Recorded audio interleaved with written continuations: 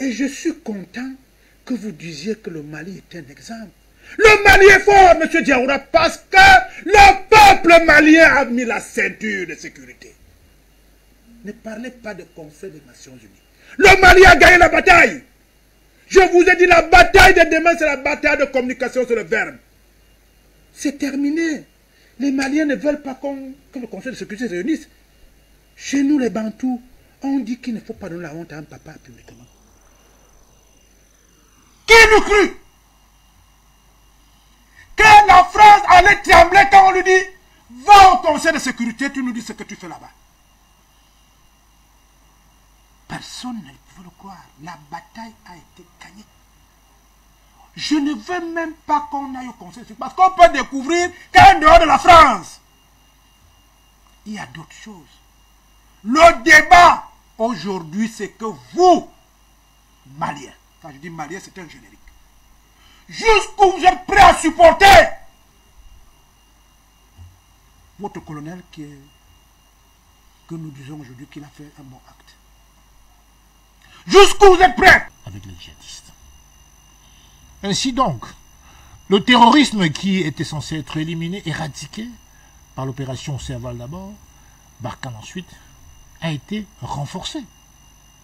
Donc du coup, effectivement, les Maliens, par acquis de conscience, se sont rendus compte que ce sauveur venu du Nord, qui avait des ambitions de stopper l'invasion, le phagocytage du Mali, est venu plutôt pour ses intérêts, comme d'habitude, propres. Ça date pas d'aujourd'hui, évidemment. Mais là, les gens y avaient cru.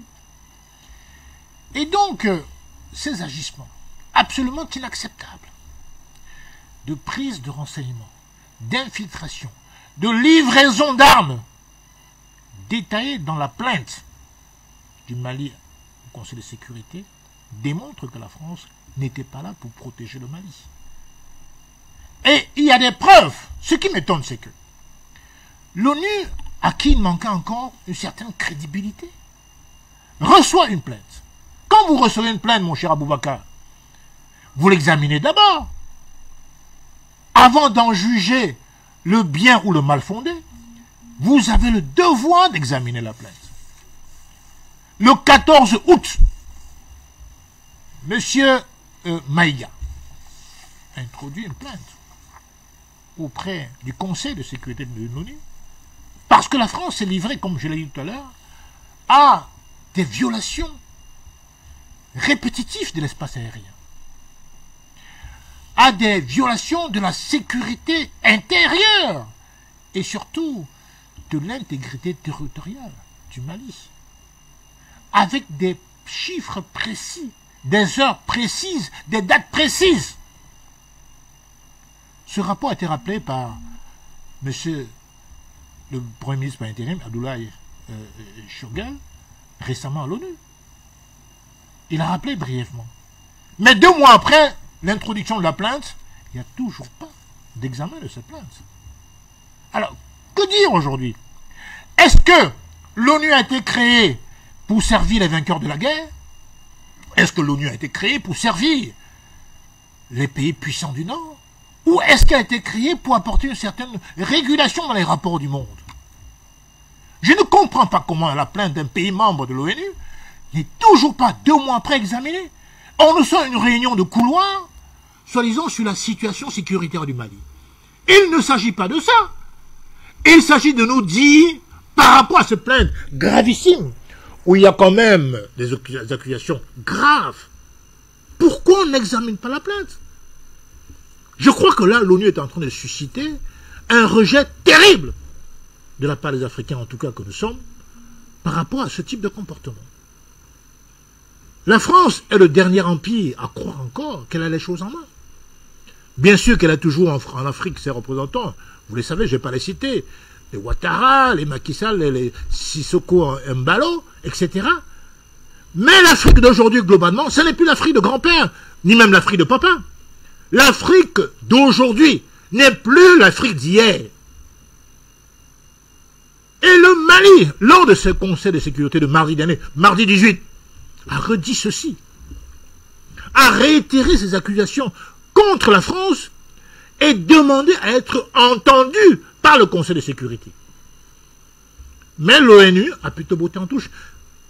Le Premier ministre, le ministre surtout des Affaires étrangères, Abdoulaye Diop, a interpellé directement Guterres pour lui dire, mais écoutez, avec tout l'honneur, tout le respect qu'on vous doit, où est passée notre plainte? Ne sommes-nous pas un pays membre de l'ONU? Mais qu'est-ce qui se passe? Voudriez-vous que l'Afrique entière quitte l'ONU? Comme Hitler menaça en 1940 avec la SDN? Non, il faut que les choses soient claires. On sait ce que la France, les exactions que la France a commises au Mali. On sait qu'elle a collaboré avec les djihadistes qui ont fait allégeance à Daesh et à Al-Qaïda, tout le monde le sait. Mais au moins, je crois que l'élément le plus basique serait d'examiner cette plainte. D'examiner, parce qu'en vérité, qu'est-ce qui se passe? Il se passe que le concert des nations, pour préserver un peu de crédit qui est consubstantiel à son existence, doit avoir la même considération pour tous les membres. Vous savez très bien, Aboubacar, que l'Afrique n'a pas encore un représentant au Conseil de sécurité. Alors, et vous avez l'impression que l'ONU n'a pas la même considération pour tous les membres? Je ne crois pas, je ne crois pas. Parce que, aujourd'hui, la preuve en est que, depuis 2 mois que le Mali a introduit, n'est-ce pas, une plainte tout à fait nourrie d'exemples, de preuves, l'ONU, sans aucune raison rationnelle, refuse d'examiner cette plainte. Quel est le motif avancé? Rien. C'est motus et bouche cousue. Motus et bouche cousue. Il n'y a aucun motif officiel avancé par l'ONU du fait de la non-examination de cette plainte. Et moi je dis que c'est un manque de considération pour les États africains. Il va donc falloir que nous fassions chorus pour faire entendre nos revendications, au moins sur le cas du Mali. Et c'est l'occasion pour moi aujourd'hui de dire que le Mali vient d'ouvrir pour nous une brèche. On pensait la France invincible, influenceuse à jamais de la terre africaine, sur la terre africaine. Il n'en est rien. Toi derrière a enfourché, Assimi Goïta a saisi la balle au bon. Et aujourd'hui on se rend bien compte que l'Afrique, quand elle veut, peut se remettre debout. Et je pense qu'aujourd'hui, l'histoire, cette contestation entre le Mali et la France, nous donne l'occasion à nous, panafricains, de rappeler aux yeux du monde que nous pouvons nous réinventer. On n'avait jamais eu besoin de la France coloniale pour être nous-mêmes. La preuve, quel a été le progrès de l'Afrique depuis 1940, depuis la fin de la Deuxième Guerre mondiale, 1945, pardon, et bien avant d'ailleurs. Qu'est-ce que la France nous a apporté? Savez-vous par exemple que la France détient la 4e place en tant que producteur d'or dans le monde, alors qu'elle n'a pas de mine d'or? Elle prend ça où? Si ce n'est dans ses ex-colonies africaines. Donc aujourd'hui, il est clair que ce mouvement va jusqu'au Tchad. Aujourd'hui, on a vu récemment des populations encore, il y a quelques jours, qui crient leur dédain de la France, à juste titre. Parce qu'on ne peut pas, on n'est pas contre la coopération systématique entre les États du monde, non. Mais nous voulons une coopération fondée sur les valeurs de respect mutuel. D'accord. Pas sur les relations paternalistes d'esclaves à maître. Nous n'en voulons plus. Et en tout cas, sur votre question concernant cette plainte au Mali, à l'ONU, au Conseil de sécurité, il est impératif que l'ONU sache que nous en tirerons les conséquences. Si cette plainte n'est pas examinée. Parce qu'on ne peut plus continuer ainsi. D'accord. Il s'agit d'une question de respect